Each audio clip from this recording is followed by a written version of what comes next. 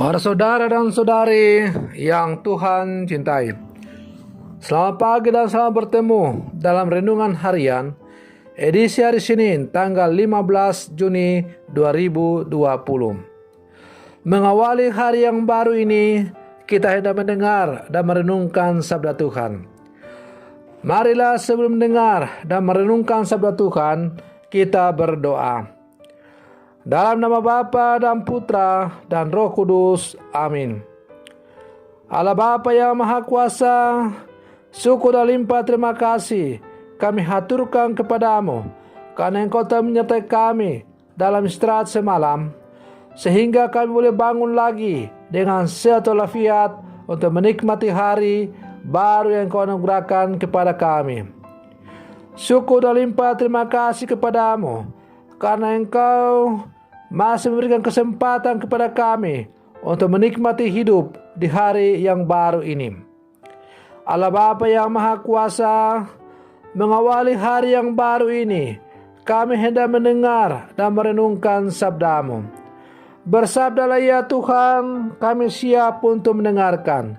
Semoga sabda-Mu yang kami dengar dan renungkan untuk mengawali hari yang baru ini sungguh menjauhi kami dalam perjalanan kami di sepanjang hari ini, untuk menjadi pelaksana-pelaksana hukum kasih dalam seluruh kehidupan kami di sepanjang hari ini. Terpujilah Engkau Bapa, Putra dan Roh Kudus, kini dan sepanjang segala masa. Amin. Para saudara dan saudari yang Tuhan cintai, sabda Tuhan yang hendak kita dengar dan renungkan bersama diambil dari Injil Matius pasal 5 ayat 38 sampai 42. Tuhan sertamu. Inilah Injil Tuhan kita Yesus Kristus menurut Santo Matius.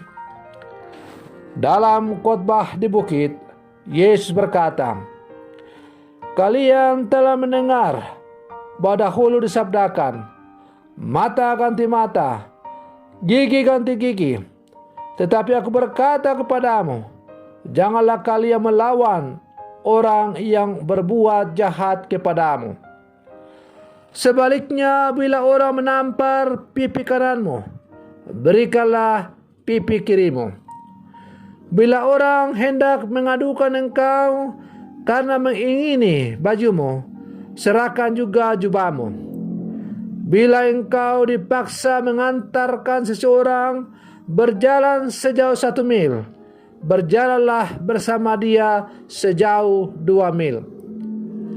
Berikanlah kepada orang apa yang dimintanya, dan jangan menolak orang yang meminjam sesuatu daripadamu." Demikianlah Injil Tuhan. Para saudara dan saudari yang Tuhan cintai, bisa jadi di antara kita ada yang pernah menonton film dengan judul Les Miserables. Dalam film tersebut dikisahkan bahwa ada seorang mantan narapidana yang bernama Jean Valjean. Dia ini adalah seorang narapidana yang dibebaskan dengan bersyarat, dan dia menerima kasih sayang dari Uskup Myriel. Sang uskup berkenan menerima Jane untuk menginap di katedral tempat ia tinggal.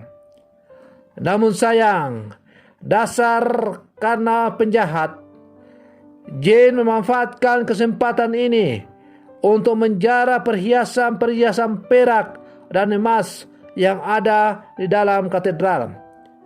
Sebelum akhirnya ia melarikan diri.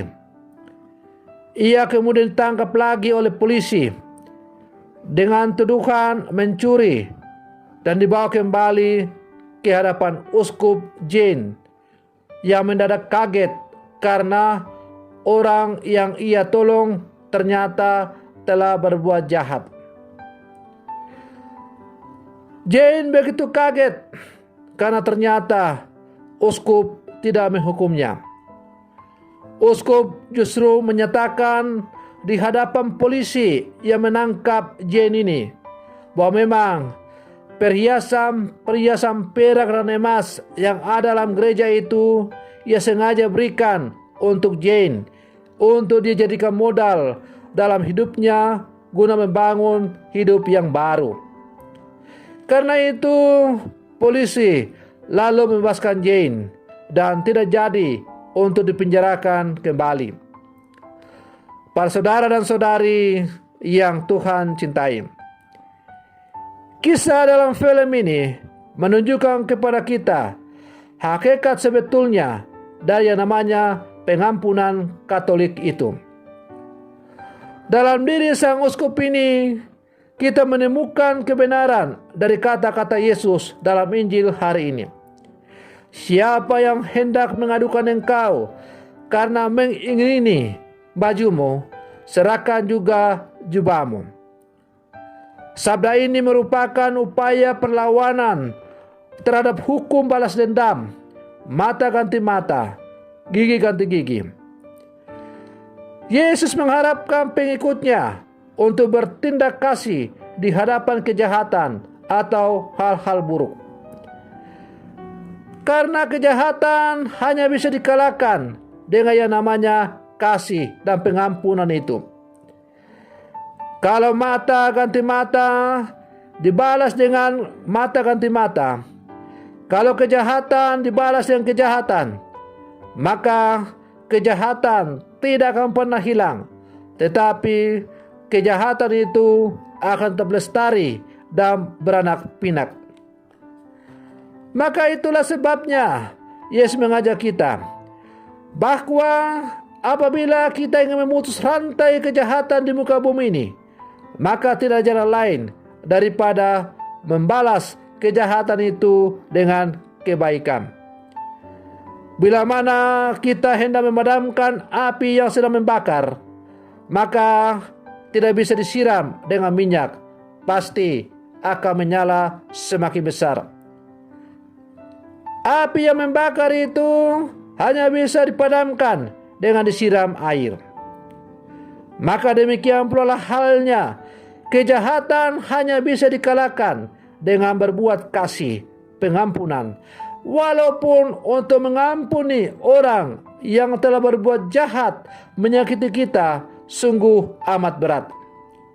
Tetapi suka tidak suka sebagai murid Yesus, kita harus mencontoh teladan hidup dari Yesus sang guru kita, sang penyelamat, yang bisa memutuskan rantai kejahatan, balas dendam dengan mengatakan ketika ia tergantung dari atas kayu salib, ia berdoa, "Ya Bapa, ampunilah mereka, karena mereka tidak tahu apa yang mereka perbuat." Seandainya Yesus pada waktu itu mau membalas kejahatan yang kejahatan, bisa saja.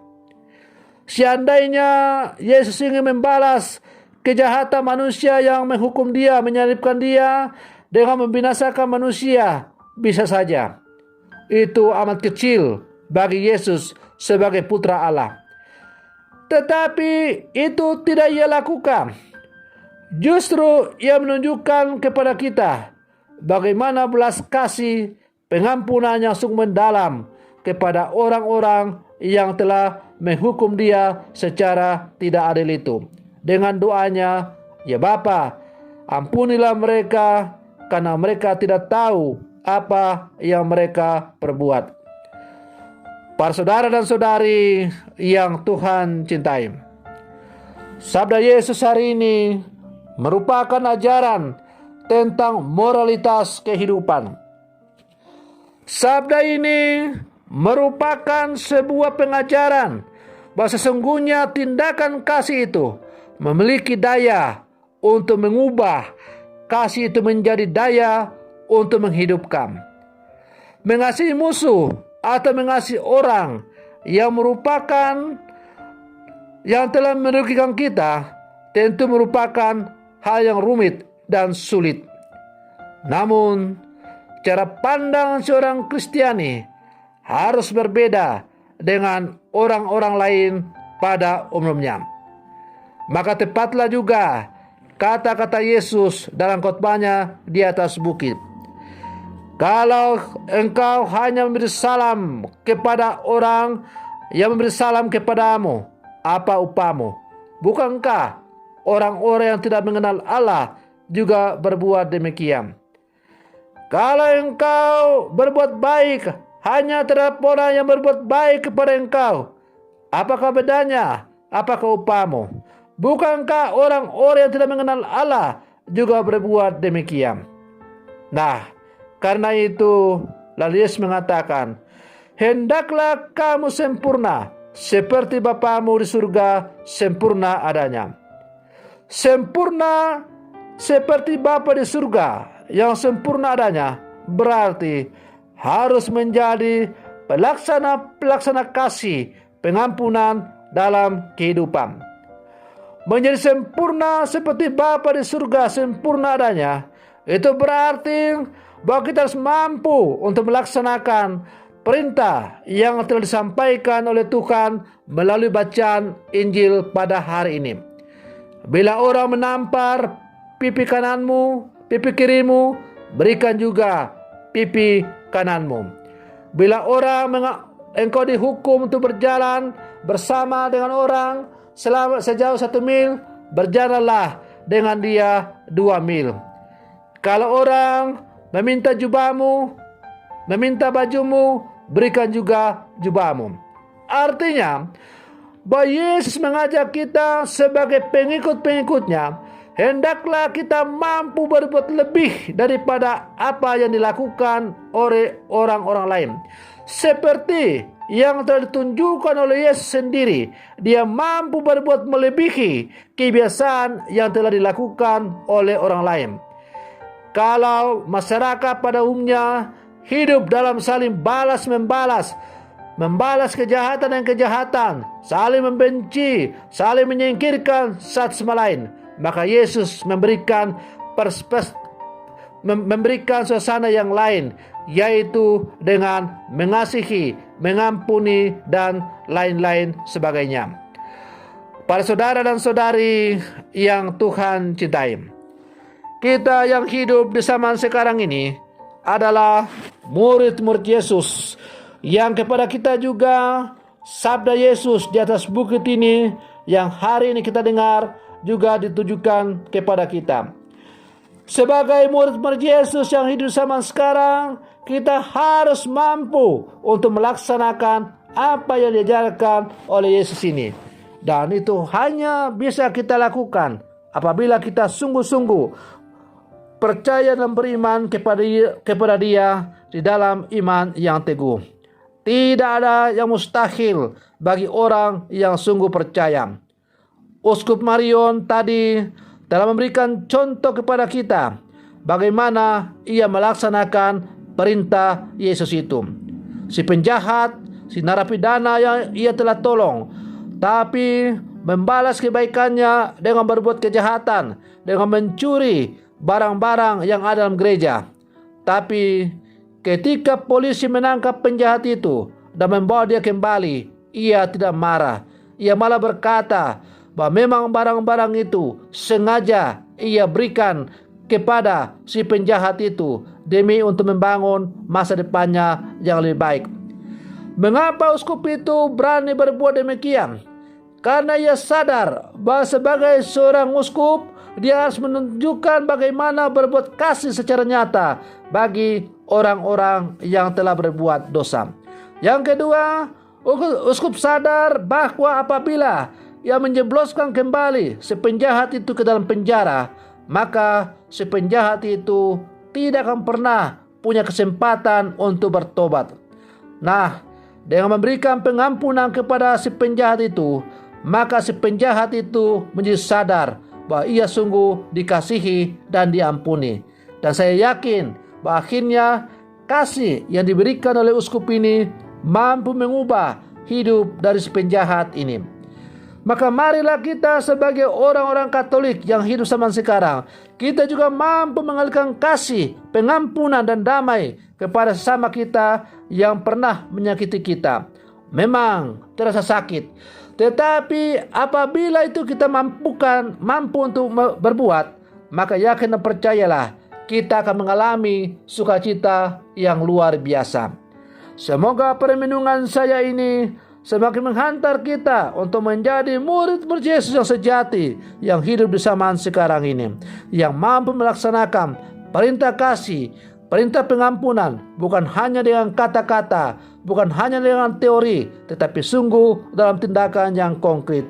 Semoga demikian. Selamat pagi. Tuhan Yesus memberkati.